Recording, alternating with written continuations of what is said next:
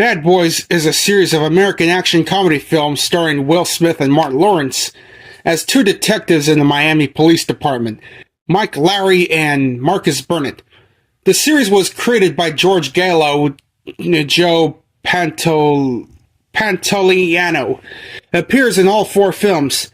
Teresa Randall appears in the first three films, being replaced by Tasha Smith in the fourth film. Michael Bay directed the first two films, and Adil and Bilal directed the third and fourth. Gabrielle Union, who starred in the second installment, later starred alongside Jessica Alba in the spin-off television series LA's Finest. Alright, my fellow peeps, let's get on with those bad boys. Yeah, the franchise itself.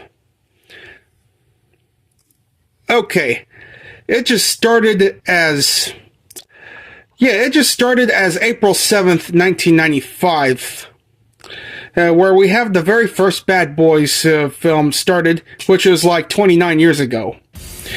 So, this directional debuted and produced by Don Simpson and Jerry Bruckheimer.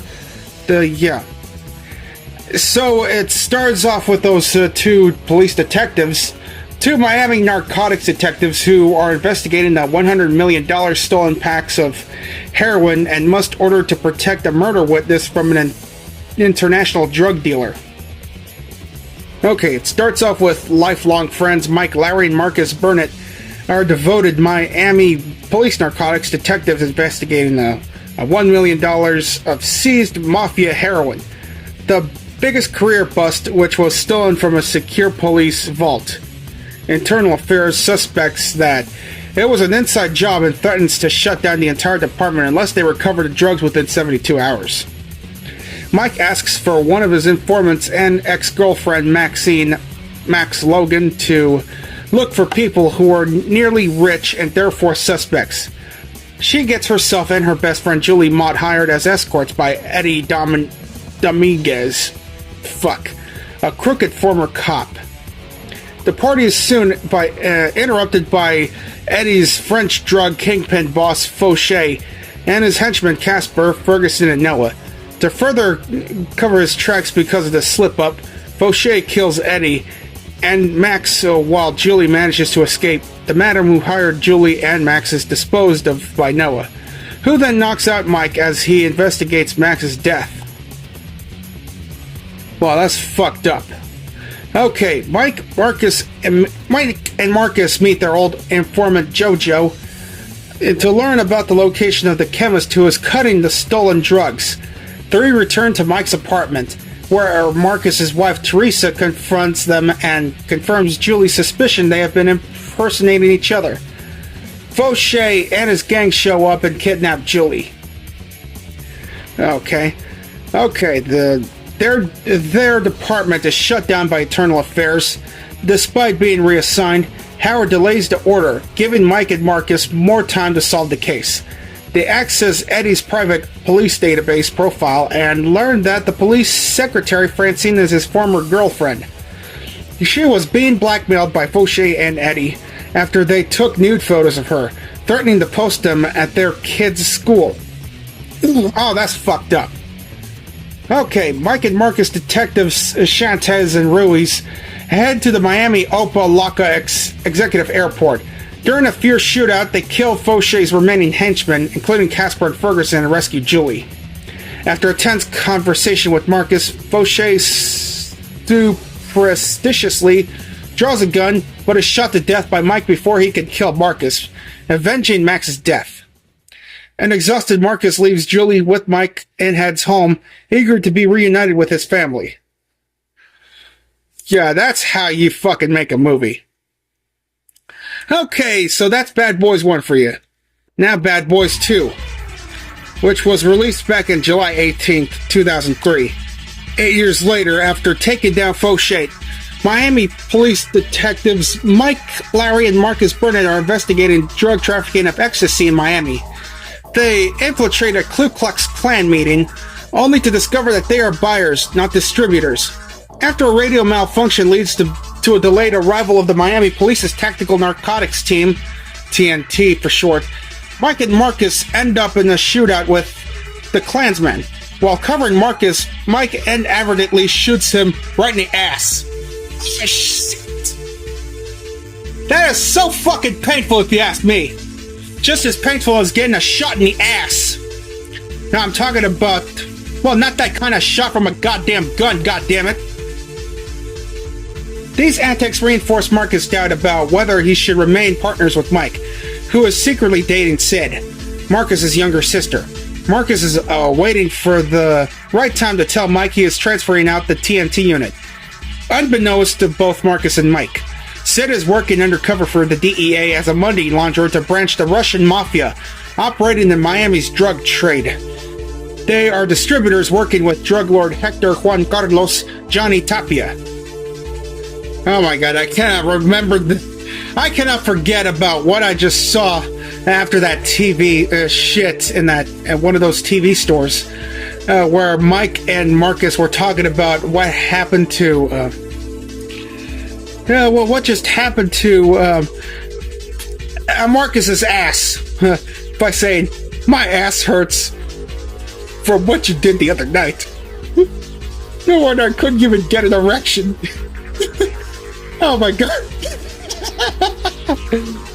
Oh shit. I cannot believe they picked an awkward time to have that conversation. In front of all my babies that got pornos and homo shows up in here, what kind of freaky ass stores is this? A weird one if you ask me. Okay, the team raids Tapia's mansion, rescues Sid, and leaves a large explosive device that demolishes the mansion upon the team's acceleration. Everyone, including Tito, steal a yellow Hummer H2, as they escape from the Cuban military, forces controlled by Tapia. Tapia survives to pursue the group, ultimately ending up outside of Guantanamo Bay. Not recognized as U.S. citizens, the Navy personnel on the base shoot at both Mike and Marcus as well as Tapia's vehicles, prompting them to stop just as they enter a live minefield. Marcus kills Tapia while the latter holds Mike at gunpoint. Tapia's body falls backward onto a mine which obliterates his corpse. Mike, Marcus, and Sid celebrate at the barbecue in Marcus's backyard with his family. Marcus has decided to remain partners with Mike. Bad boys, what you gonna do? What you gonna do when they come for you? Okay. Woosa. 17 years later, as of January 17th, 2020, after Johnny Tapia was taken down by Miami PD, Isabel Aritas, widow of cartel king Benito, escapes from a Mexican prison with the aid of her son Armando.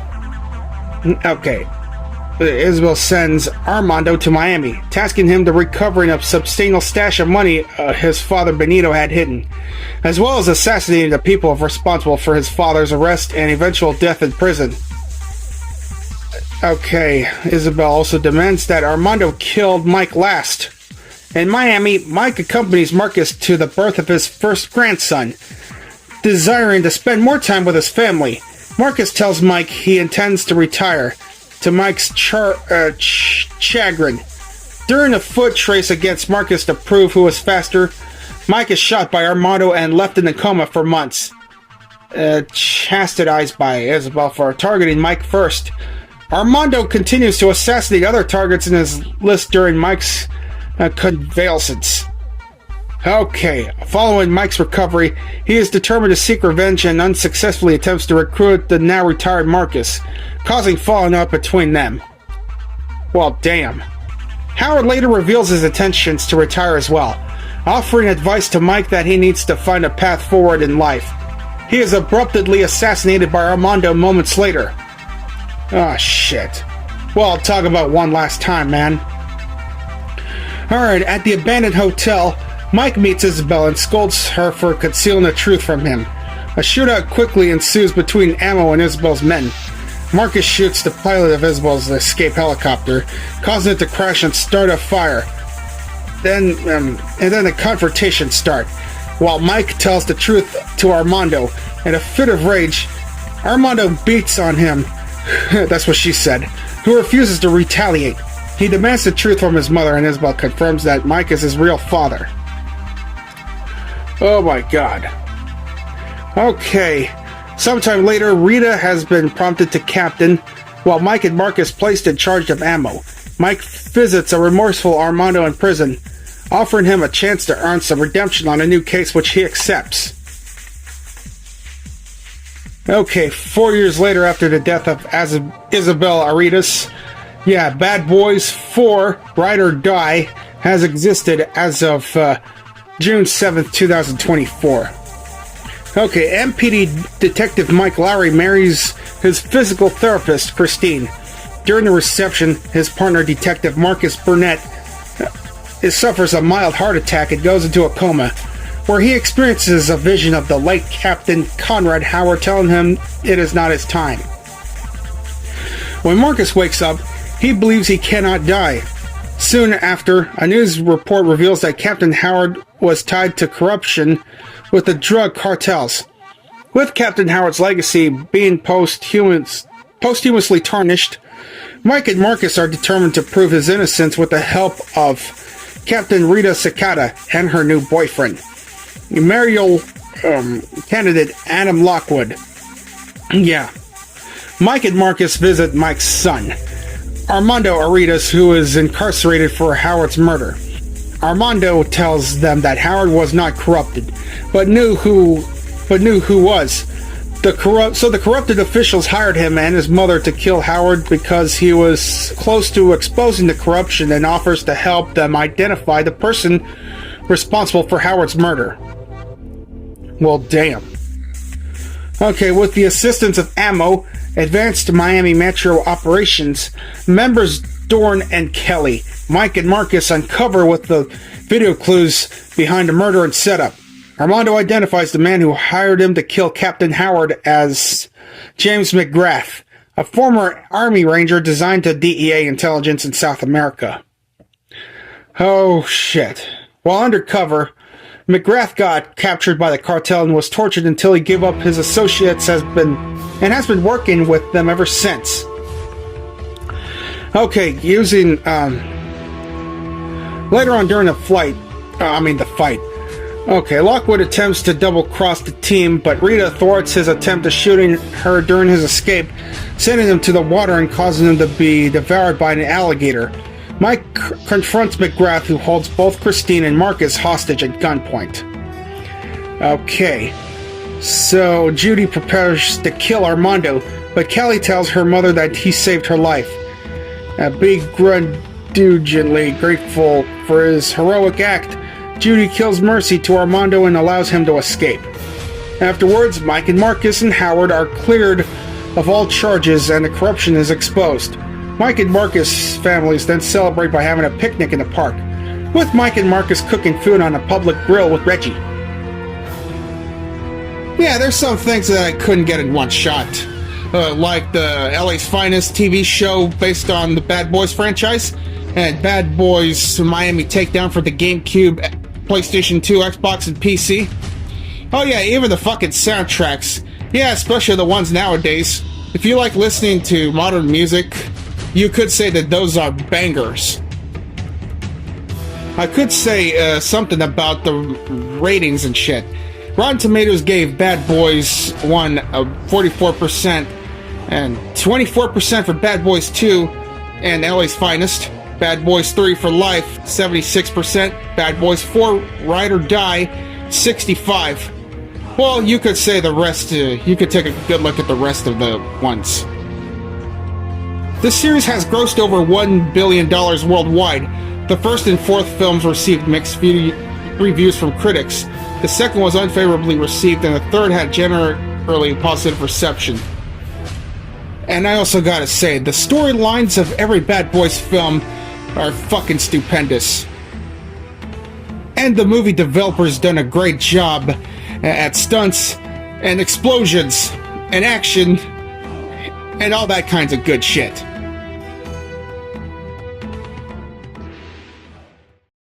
So in conclusion, my fellow peeps, I recommend watching all 4 of the Bad Boys movies. But as for the LA's Finest, Yeah, well, it's up to y'all if you want to watch that shit.